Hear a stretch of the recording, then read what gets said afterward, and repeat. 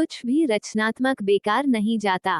किसी जमाने में एक सूफी संत शहर से दूर वीराने में अपनी मिट्टी और घास फूस से बनी कुटिया में रहा करते थे। उनकी इस झोपड़ी से कुछ ही दूरी पर एक छोटी नदी बहती थी। कुटिया के आसपास काफी पेड़ पौधे और घास उगाई थी।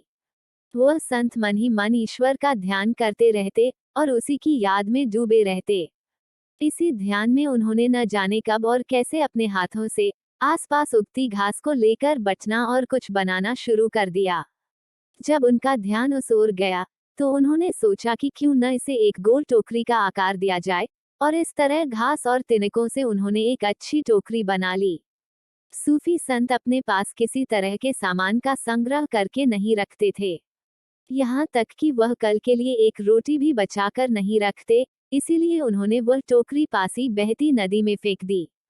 अगले दिन फिर वही बात हुई। उन्होंने कल से अधिक सुंदर और टिकाऊ टोकरी बना ली और फिर उसे उन्होंने नदी में नाव की तरह बहा दी, जिस तरह छोटे बच्चे कागज की नाव बनाकर बारिश के पानी में बहा देते हैं।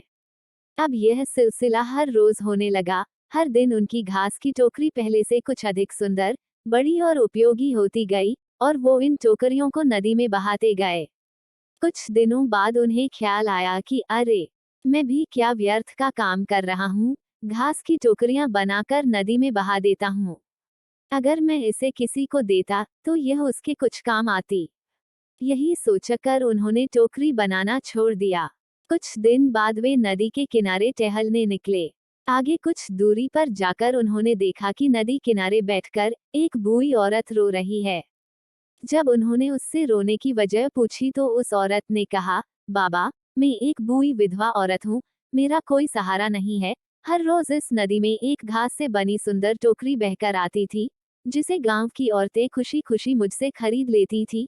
इससे मेरे खाने का इंतजाम हो जाता था, लेकिन मेरी बुरी किस्मत है कि अब वो टोकरियां भी इस नदी में बहकर आना बंद हो गई हैं। उस दिन के बाद उन सूफी संत ने अपना यह रचनात्मक काम जारी रखा और वो हर दिन अच्छी से अच्छी टोकरियां बनाने की कोशिश करते ताकि इससे किसी का भला हो। कहानी से सीख। दोस्तों, हमारा कुछ भी रचनात्मक काम बेकार नहीं जाता। चाहे अभी आपको इसका कुछ भी अच्छा परिणाम नजर नहीं आ रहे हो, फिर भी अपने रचनात्मक काम को कभी नहीं छोड़े। एक ना एक दिन वह आपके और दूसरों के लिए जरूर फलदायक होगा।